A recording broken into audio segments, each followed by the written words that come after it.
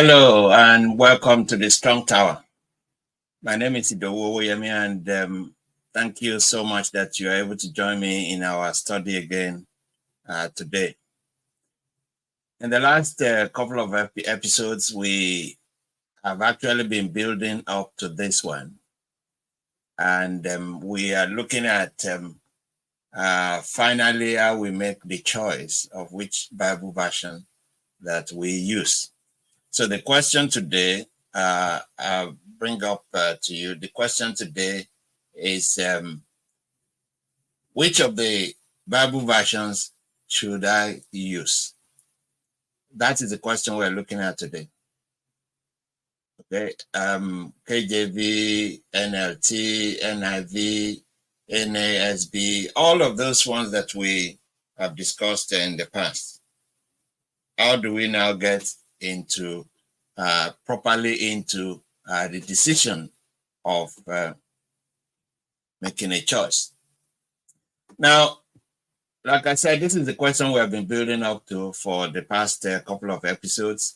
To help us today in this very delicate decision,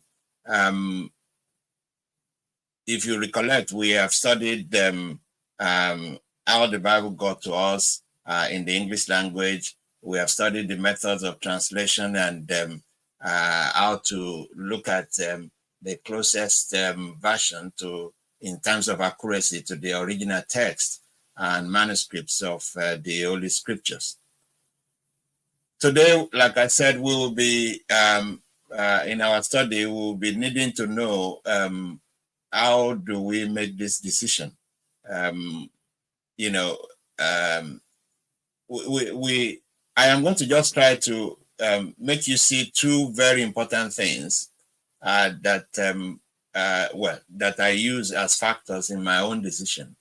And of course, it is left to each and every one of us to decide for ourselves what kind of version or translation that we would rather read and study and use as our own Bible. Right. If you have not, if this is the first time that you are joining us in our study and you have not joined us before, that means what we are studying today may be a little strange because you have not seen the former episodes. So I will encourage you to look at the former episodes. Go to our channel, Endtime Advocacy on YouTube, and then you can see the previous ones that that we have had before that led to this. The first one we discussed was how did the Bible get to us in the English language. You can see that on YouTube, on our YouTube channel, Endtime Advocacy. And also, the last time we studied which is the most accurate of all English translations. I would suggest that if you have the time, that you can pause this one right now and go back to those ones and study them along with us, the first and the second, because by then, when you come back to this one, it's going to be a lot easier for you to understand and to get along if you have the time. However, if you still want to go through with this one and take a decision thereafter, whether you want to go back to those ones or not, is actually left for you. That's going to be your decision. Right. Let me say at this point that in all of our previous discussions, we have seen that there were good reasons why the English translations were made, especially between the 14th and the 19th century, especially for English-speaking believers. However, there happened to be a very rapid increase in translations and versions being printed and made in the 20th century, and of course coming also still in the 21st century that we are in right now. And that rate of increase was phenomenal. As a matter of fact, it was outstanding and may even be worrying to some people.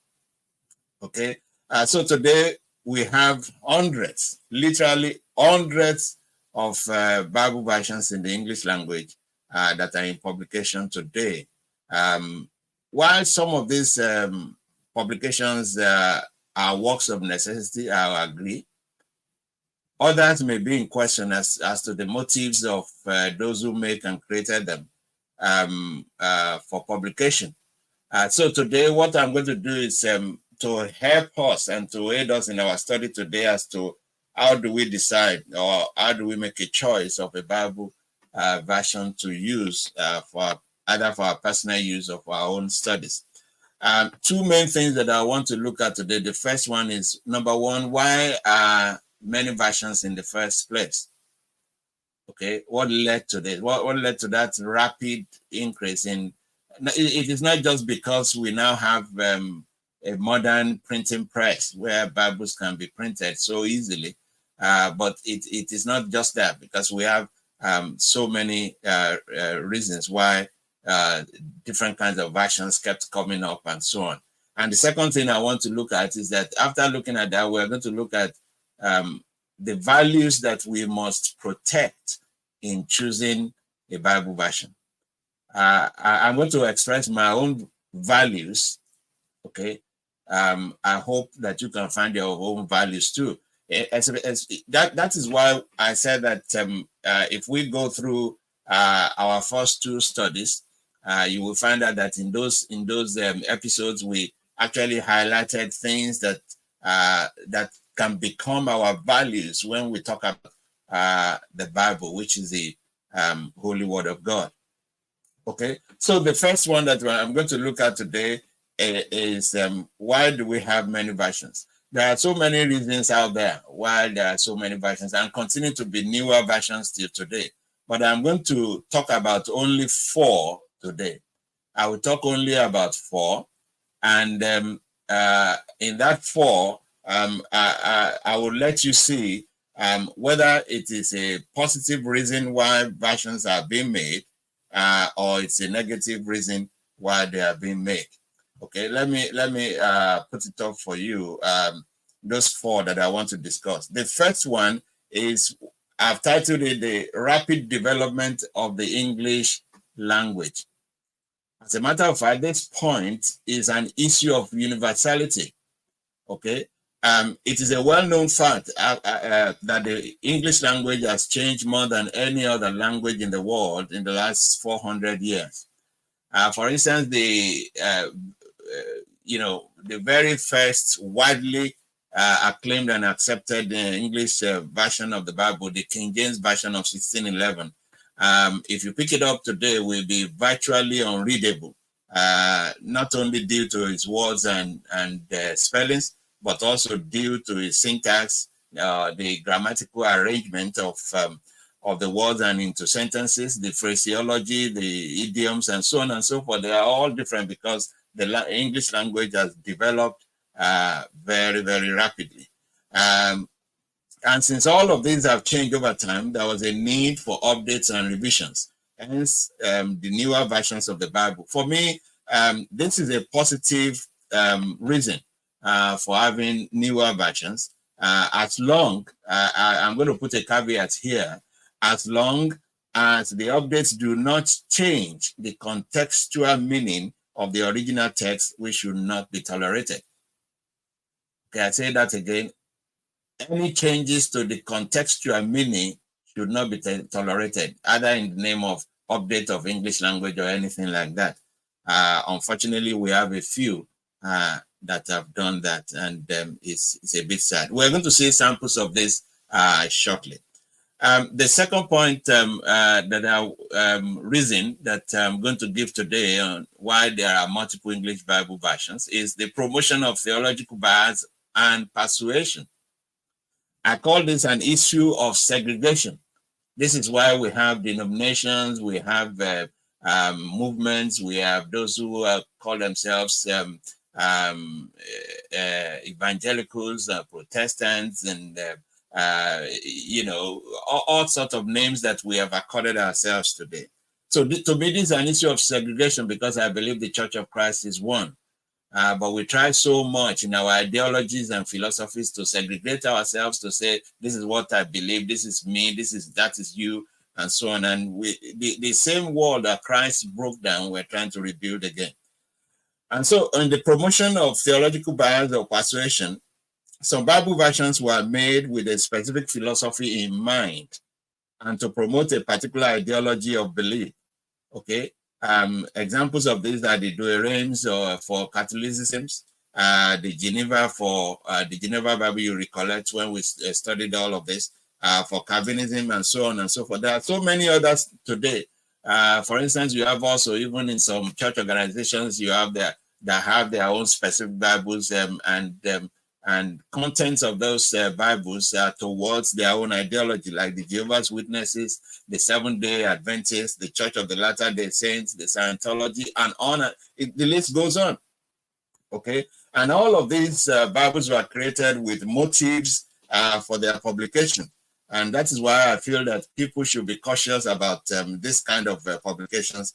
That is, if you cannot stay away from them. So, if you ask me, this is not a positive reason for having multiple versions. It just makes us segregated, makes us say this is what I believe, that is what I don't believe, and so on. The third point is the display of personal intuition, knowledge, and inspiration. I actually refer to this as an issue of propagation. Issue of propagation. So many times we propagate ourselves in the publishing of all of these materials. Okay. Intuition, knowledge, and inspiration, to me, they are graces that are given to each one of us by God. And we do not have the same level of these graces. I believe that. Okay, some individuals have produced versions of the Bible through any of these graces, that I mentioned, intuition, knowledge, and inspiration. Okay, and these are filled with personal thoughts and ideas. Though they may not be entirely wrong, but they do not carry the same authority with the Word of God, the actual scriptural text, because so many of the words have been changed, and so many of the literal meanings and the contextual arrangements have been, compromised because of the choice of words and the choice of ideas by those who are making these Bibles. Okay.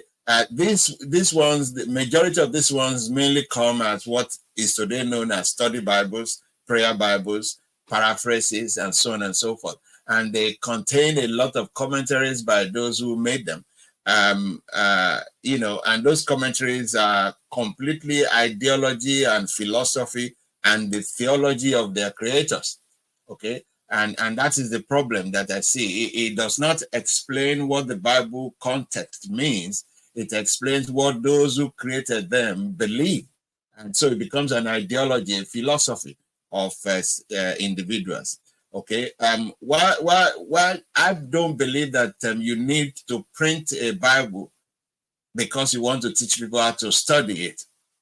Okay. You can go to the press and print how to study the Bible without actually printing a new Bible.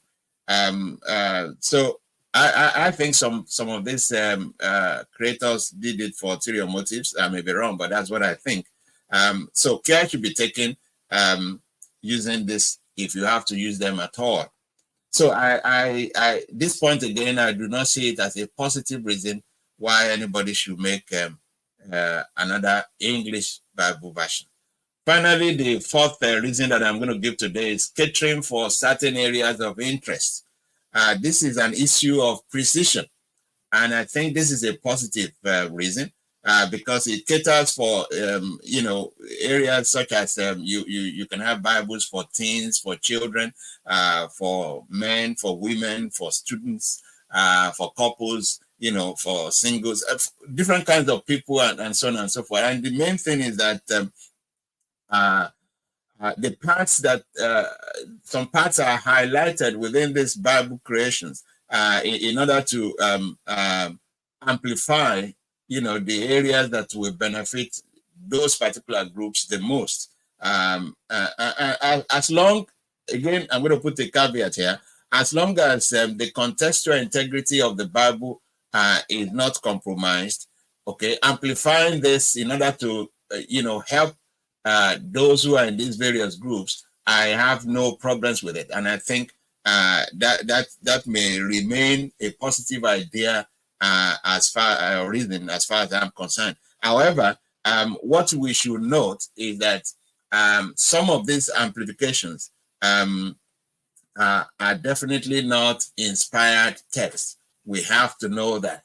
Okay, they may sound good, they may sound plausible, and they may or may not be helpful.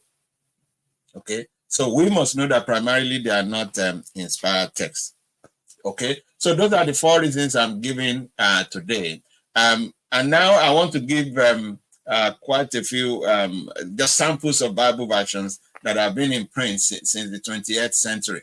I'm going to run through that very quickly today. Samples of Bible versions printed since the 20th century.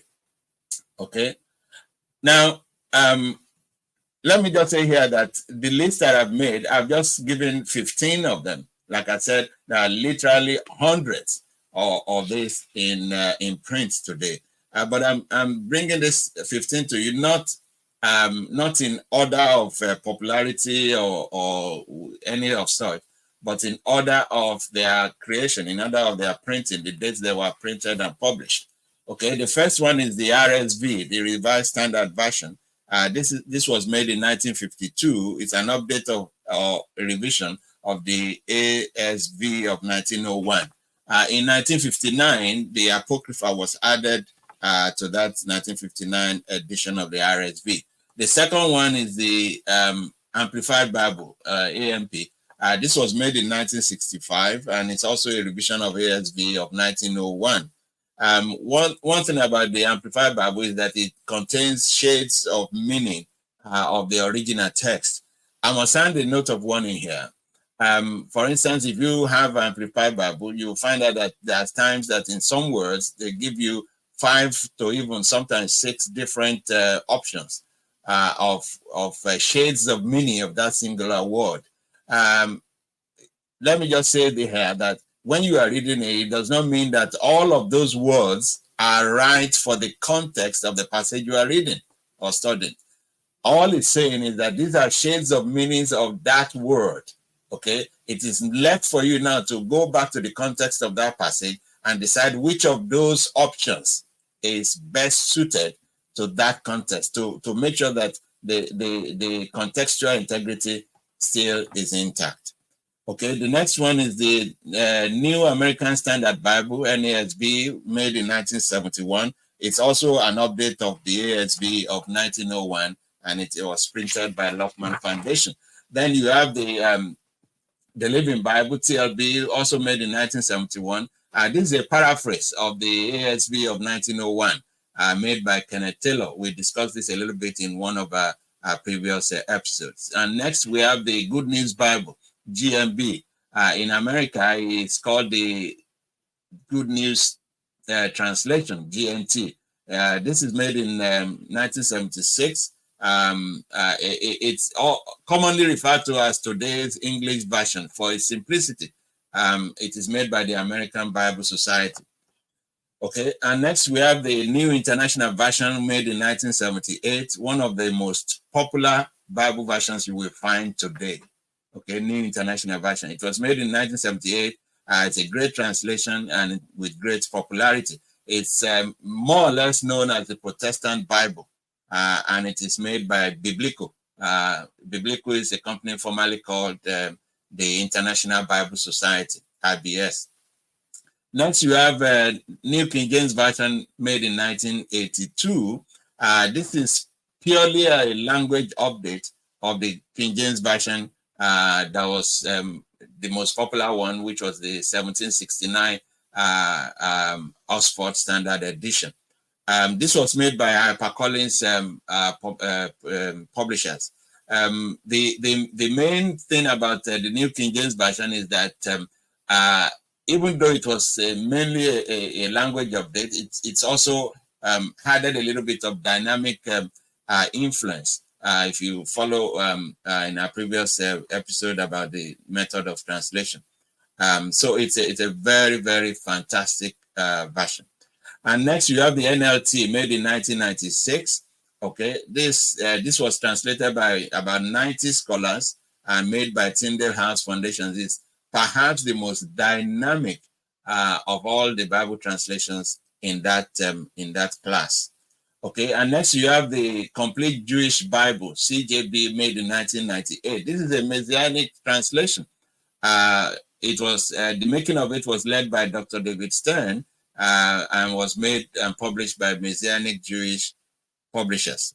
And next to it, you have the Message Bible, MSG. Okay, the Message Bible is mainly an idiomatic translation, and it was done in segments between 1993 and completed in 2002. It was made by Eugene Peterson. We discussed that a bit also when we were talking about translations. And next we have the new English translation made in 2007. Like I said, this is mainly an internet-based Bible with over 60,000 notes onto it. The beauty of the notes there is that the notes are not by hand. The notes are not an ideology or philosophy of a group of Christians or whoever. It is just a direct meaning of what is going on and what those passages mean based on the culture, the language, and the time that those things were written. All right. It was made by the Biblical Studies Foundation. Now, next to that, you have the Common English Bible. Common English Bible was started from 2008 and completed in 2011. It is more of a comfortable reading Bible, like a good level English that is easily readable by everyone. Okay, though this Bible includes the Deuterocanonical books. Okay, next you have the International Standard Version made in 2011 by the International Standard Version Foundation. Okay. And next, you have the English Standard Version, one of also the very, very popular versions, made in 2016. It's basically a revision of the RSV of 1971. It is literal translation, but it is very readable, and it is made by Crossway Bibles. Okay, and finally today, I'm just going to go take the CSB, the Christian Standard Bible. This is made almost very recently in 2017 by Holman Bible Publishers. Now, I've given all these 15. I'm not saying these are the best Bibles in the world, and I'm not saying these are the only ones you should read. All I'm saying is that I'm just giving these samples of the ones that have been printed since 1952 till 2017. Many more are printed before, in between, and after, and even since. Literally, like I said, hundreds of them out there. Some are good for precise personal study, and others for rapid reading and teaching. But for a few, it must be avoided due to errors. Some of those errors are deliberate, others are not very obvious. However, loyalty to a version and resistance to updates may be logical and worrisome sometimes. And I'll just mention three of the versions that have received the greatest form of loyalty. And these are the Septuagint, the Latin Vulgate, and the KJV version. Some people, in fact, there's even a movement that is called the KJV or nothing else. KJV movement. I don't know precisely what the name is. You remember that the Septuagint is the Old Testament Hebrew scriptures that was translated into Greek. And we also remember that the Latin Vulgate was the old Bible that was translated into Latin. And the KJV, first of all, being translated in 1611 and, updated to the version that most of us carry today, the 1769 version. Edition. But the important thing here is that as long as the newer versions are not corrupting the original text, I don't think we should blindly be loyal to any of this without requiring updates. So many people who have been loyal. I know some few people who are loyal to KJV, and when they read it, you will know by listening to them that they don't even understand what they are reading. Okay, because it is in Elizabethan English, and if you are not versed and you're not and that English is not something that you really understand, you just be reading it because you have been conditioned to read it and not understand it. There's no point reading the Bible without understanding. If you want to read it at all, make sure you get an understanding of it. That's the most important thing, because it is only after you have understood it that you can able to live by it. So I have shown you why there are so many versions. The second point that I'm going to show you in our decision making today is what I call values for the choice. So I'm going to show you my own values, and I'm going to allow you to take your own values and decide what you want to do. These are my own values, okay? There are 4 of them, but I take the first one as my primary value and the other 3 as my secondary values, okay? My primary value, which is the accuracy of the text, and this is extremely important to me. It has to be as closest as possible to the original text. So the accuracy of text includes the method of translation, the source of the text, and the source of the scripts. What kind of scripts were used, Masoretic or original, or what you know, where are those scripts found, and so on. And that those things are very important to me. The accuracy of text is my own primary value for choice of Bible. Now, the 3 secondary values that I have, the first one is the contextual integrity. Okay, that is the use of the words in context and not for appeal.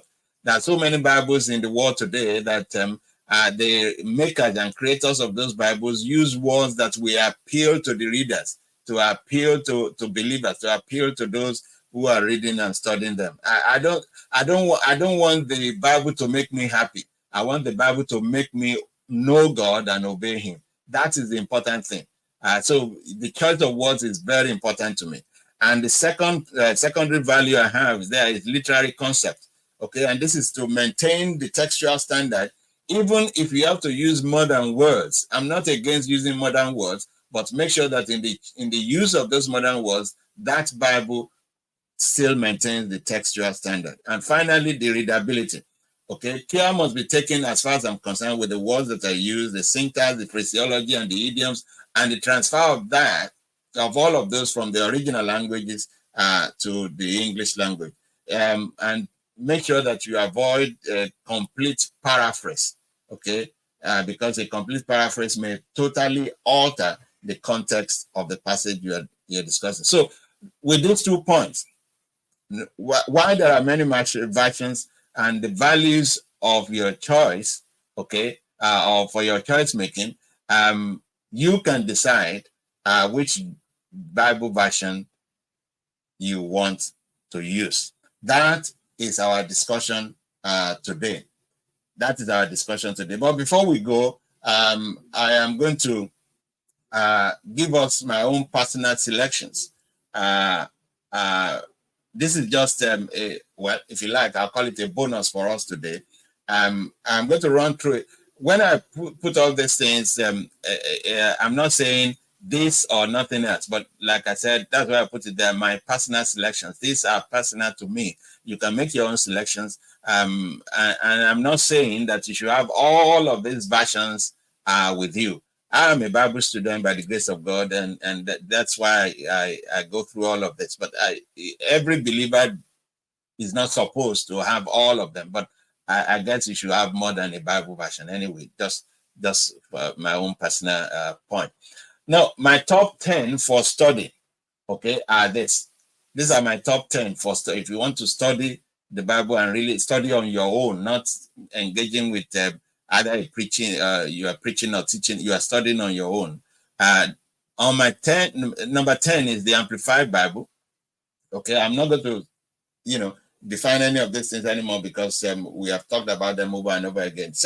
Number 9 is the Complete Jewish Bible. Number 8, Revised Standard Version. And at 7, English Standard Version. At 6, New English Translation. At 5, New American Standard Bible. At 4, King James Version. And 3, New International Version. At 2, the New King James Version. And 1, okay, the New Living Translation. Okay. and my top 5 for reading and teaching. Whether you want to read in the church, you want to teach in the church, you want to teach in Bible study, you want to teach, and so on, or whatever arrangement you have in your church and ministries. At 5, I have the English Standard Version, and at 4, New American Standard Bible. At 3, New International Version. 2, New King James Version, and of course 1 New Living Translation. Now, before I go today, I just want to make some suggestions. The most important thing here is suggestion. I'm going to make suggested versions for various groups of people. First, for children and teens, I'm going to suggest either the use of the Revised Standard Version or the English Standard Version for children and teens. Now, for young adults, I'm going to suggest either New King James Version, New International Version, or the NLT, New Living Translation. Now, for people under 50, so I'm assuming maybe from early 30s to late 40s or 50, I'm suggesting that you have more than one Bible. So it's either you choose between New King James Version or English Standard Version plus the New Living Translation. But if you are over 50, I would suggest you choose between King James Version or New American Standard Bible plus the New International Version. Well, I have my personal reasons for choosing or selecting all of this. You may have yours too. But the point I'm trying to make is that I am not condemning any Bible you choose or you want to use, as long as it's the accurate one, as long as it makes you to know God, and as long as it's true and it's not been corrupted by use of words by people around the world today. These are the points that I've discussed with us today. But before we go, I'd like you to listen to a message from an information from our ministry team. Thank you. Thank you for joining us. This program is brought to you by the Return Advocacy International Network, incorporating Endtime Advocacy and Endtime Advocacy Network, and in association with Aspire for Peace Media. Here is a reminder of the events and initiatives we have lined up for you. Pray along with us at the Prayer Pinnacle every first Monday of the month at 7 p.m. Join the Moment of Liberty service live every Tuesday at 7 p.m. on Facebook at Endtime Advocacy and on YouTube at Endtime Advocacy Network. Tune in to the Join This Chariot conversation live every fortnight Saturdays at 6 p.m. on Facebook at Endtime Advocacy and YouTube at Endtime Advocacy Network. Watch the Strong Tower Bible teaching on alternate Saturdays at 6 p.m. on Facebook at Endtime Advocacy and YouTube at Endtime Advocacy. For prayers or collaboration or to donate in furtherance of our work, contact us on telephone number +44 7393137 or via email using info@endtimeadvocacyuk.org. To donate, go to endtimeadvocacyuk.org/donate, or using online banking, use account number 84843705, sort code 601006, IBAN GB45 NWBK 60100684843705. Account name, the Return Advocacy International Network. We are committed to advocating Christ's return by alerting the world through biblical instructions for the time we live in. For more information, please visit endtimeadvocacyuk.org. Thank you for your support. All blessings.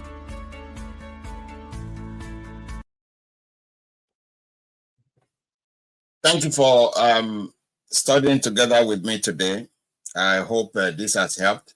I hope you can join us also next time for another episode of our studies. Until then, I ask that the Lord will be with all of us and keep all of us safe. And may the grace of Jesus Christ, our Lord, prosper you with joy, with peace, and with good health. Amen. See you next time.